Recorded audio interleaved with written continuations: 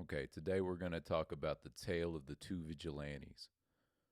The first tale is a story about a good vigilante, somebody that saw something wrong and stepped up and did something about it and protected himself and the other citizens that were in the situation he was in. The other tale is one of a misguided young man who thought he was doing the right thing, and he truly believed it, and so do a lot of people in this country, unfortunately. But we're going to talk about that guy and how he was misguided and committed cold blooded murder and is being celebrated as some kind of folk hero.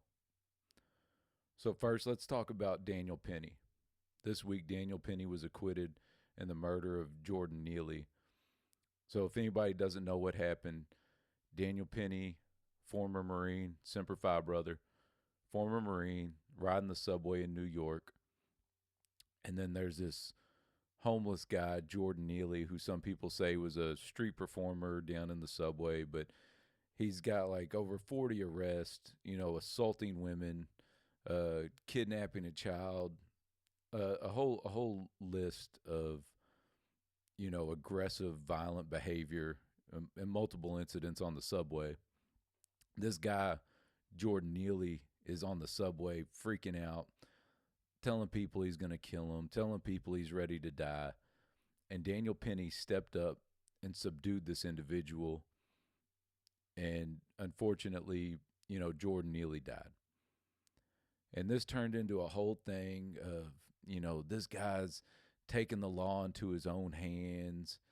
And, well, okay, let's just say Daniel Penny doesn't intervene that day, and Jordan Neely does something crazy and attacks a woman or attacks a child, and that woman or child dies.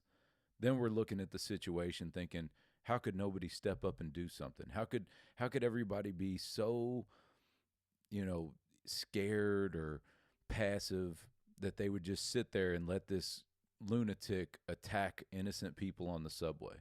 But that's not what happened. Daniel Penny saw something wrong. He identified a threat, and he stepped up and subdued the individual. And like I said, the guy ended up dying. And this has turned into a whole, oh, he was racist. He was just looking to kill a black man. And this is just nonsense, okay? This is nonsense. And it's really being hyped up by Black Lives Matter now. And they're trying to tell people to go out and take law into their own hands. And the way it sounds, if you listen to the guy, I watched a clip of him, I forget his name, like Hawk something. I don't know, Hawk Tua. I don't know, whatever his name is. He's some BLM guy, and he's telling people to go out, and it sounds like go after Daniel Penny or just white people in general. But it's way off. It's way off base. It's way off the mark. What Daniel Penny did should be celebrated as a citizen doing what needed to be done to protect people. And if you go back and watch the video, there's a black dude that was after Daniel Penny got the guy in a headlock. This guy's kind of helping, trying to keep him, from hitting Penny. You know what I mean? This wasn't a white black thing. This was just the guy happened to be black. If it had been a crazy white homeless guy, none of this would ever be talked about. You know what I mean? It would have just been another, hopefully it would have just been immediately recognized as a self-defense thing, which it should have been in the first place.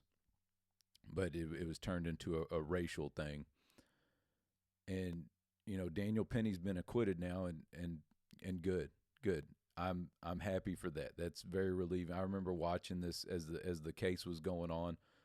I was really concerned that they were going to crucify this guy, give him a long prison sentence, really for doing the right thing. And, Daniel Penny, he's a guy, he voluntarily joined the military. He was a Marine. From everything I've read, he was in the infantry. And, this was a young man who obviously committed himself to service and protecting others. Whether you agree with how the military is used or not, the boots on the ground, the Marines, the soldiers, they join because they want to do the right thing. They're trying to be of service to their country.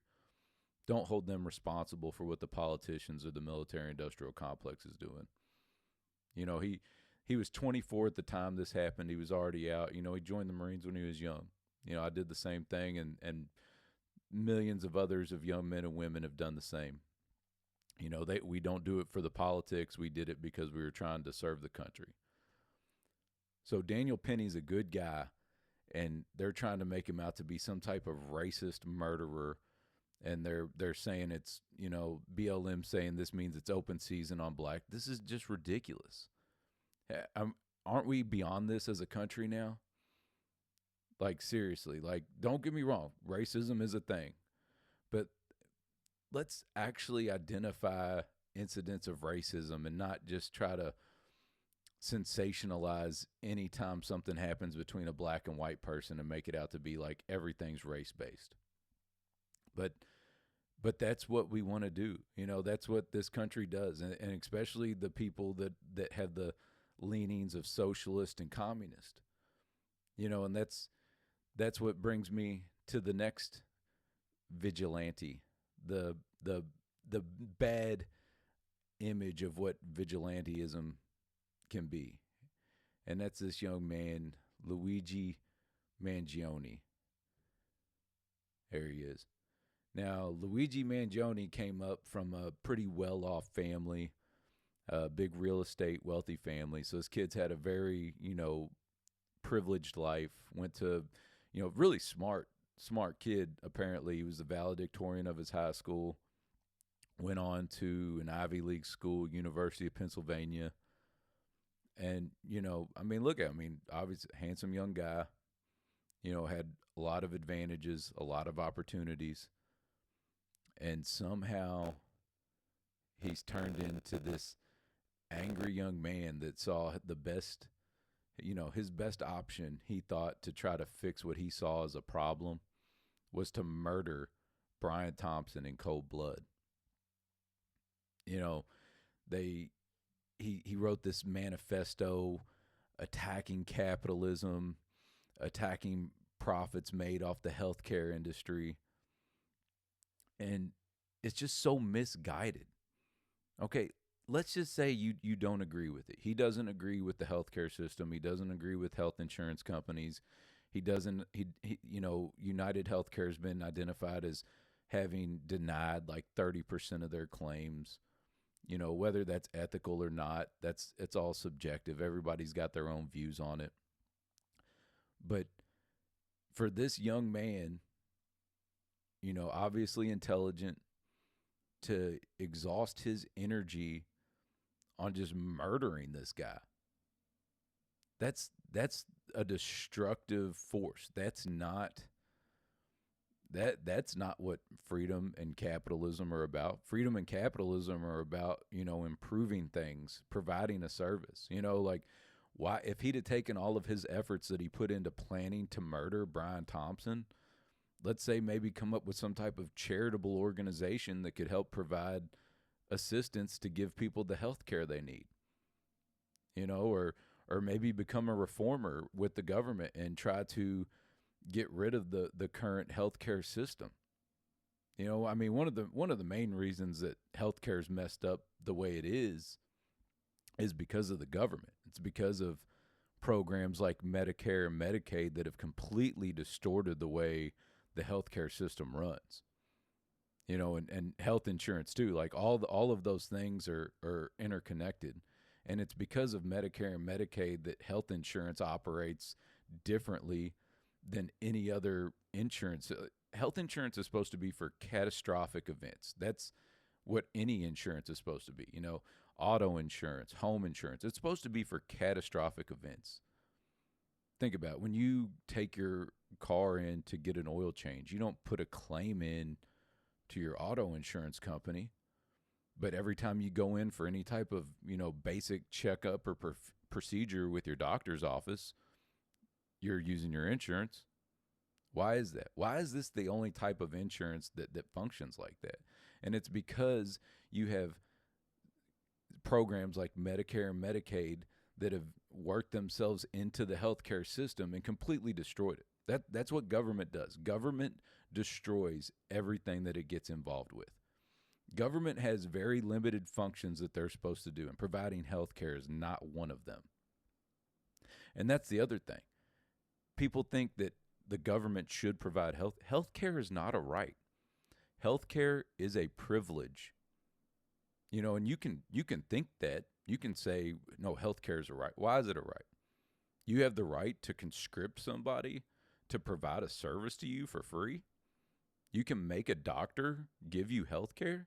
You think medicine should be free? None of these things, nothing is free. Okay, to make medicine, you have to get the resources, you have to get the equipment, the materials, the workers, everybody that goes into making the medicines. Same thing with hospitals. You have to build the infrastructure. You have to get the doctors, the nurses, the equipment. All of these things cost money. So if it costs money, it's a privilege. You can't, it's not a right. Okay, rights are inherent free given to us by God. That's what the Bill of Rights is. It's about basically enshrining all of the things that are given to us, and that's freedom. And part of freedom is the ability to take care of yourself and be responsible for yourself. People get mad at insurance companies, not just health insurance companies, but auto insurance, home insurance, when they don't cover their claims. Well, honestly, anybody listening that has home insurance, that has auto insurance, life insurance, have you read all of your claims? You read them from beginning to end, and you understand every bit of language that's used in there. There's nothing in there that's convoluted to you. And if you do, that's good. That's what you should do. You should be able to go through your contracts and your agreements with your insurance companies and understand all of it. And if you don't, then you should clarify that. You should seek out information. And if you don't understand it, but yet you're paying for that product, and then that product doesn't cover what you thought it would, well, that's your fault. You can be upset with the health insurance companies all you want, but if you actually go through it and I get it, not everybody's a lawyer, not everybody's an attorney. You might not understand these things, but does that give you the excuse? The same thing is, ignorance of the law is not excuse not to break the law. So ignorance of your, the fine print of your contract, that's, if you don't know it, but you're still paying for the product, you agreed to the contract, that's your fault. If you don't like the service that's being provided, if you don't like the product being offered, then don't have that. Find somebody else. But again, we tend to be lazy. There's a lot of things that we're very engaged in the activities that we enjoy. But when it comes to all the minutia and the annoying little details of life, we don't want to deal with it. It's just like banking. The FDIC has created moral hazard to where individuals just deposit their money in any bank that's convenient. Like, oh, this bank's close to my house, I'll put my money there. How do you know that that's a responsible bank? What are they doing with your deposit? You don't care. And people just go on and put their money in there, and then if the bank has any problems, they want to get upset with the bank. Well, you have to take some responsibility for yourself. Okay, you need to do the research. You need to understand what you're doing. And this is just across the board. And instead of wanting people to take care of their health, this guy Luigi Mangione, or whatever his name is, he just wants to go kill the CEO of the company. And now I saw today they're putting up signs of pictures of other CEOs of health companies or other Wall Street executives, basically like wanted dead or alive posters. This is where we're at. This is similar to the chaos of the French Revolution. You got these, and I don't even want to call them stupid because they're, clearly this kid's not stupid. He's very smart. And I know a lot of very smart people. I've had a debate with a guy and he was talking about, it's time to get the guillotines out. Like, seriously? That's where you think the answer is? We need to start killing wealthy people.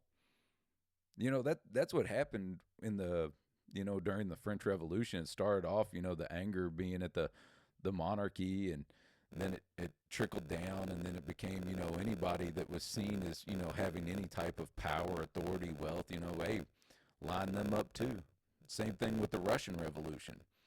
And they ended up going after the farmers. They went after everybody that was perceived as being wealthy or in a better position than them.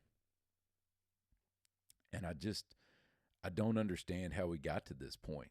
I mean, I do, because I know the types of things that are being pushed in the media. I know the types of things that are being pushed in the universities and the schools, and they're radicalizing all these people. And this is where we're at. And that's unfortunate. So I just want to say congratulations to Daniel Penny. I'm glad he was acquitted. I hope everybody that has an issue with the result of that ruling, I hope they take a second to pause, take a deep breath, and, really think about the situation and recognize that it wasn't a black-white thing or a hate crime or anything like that. And we don't have a bunch of riots and protests and everything else. And for all the people that are out, giving a, round of applause to Luigi Mangione, like, this dude is a murderer. He's not, like, he had every opportunity in the world and he threw it all away. The dude's a loser. Okay, straight up, he's a loser. Like, you can say whatever you want. People try to justify stuff. It's like the same argument as when somebody, oh, well, if your kid's hungry and, you need to get food, it's okay to go steal food. No, it's not. It's not. I understand. I can understand the basis of that argument. Well, morally, you see it as the right thing, but it's not. You're still a thief. If you steal, you're a thief. If you kill and not in self-defense, you're a murderer. And that's what this Luigi guy is. It's me, Luigi, a murderer. He's not a hero. He's not a hero, and it makes me sick the way people have reacted to this guy. Okay? So just think about that. And if you hear anybody saying, like, yeah, that's good, check them on it. We can't let this, this thought keep going around that this is okay, this is acceptable. Target people because they make money. Was Brian Thompson a good guy? I don't know.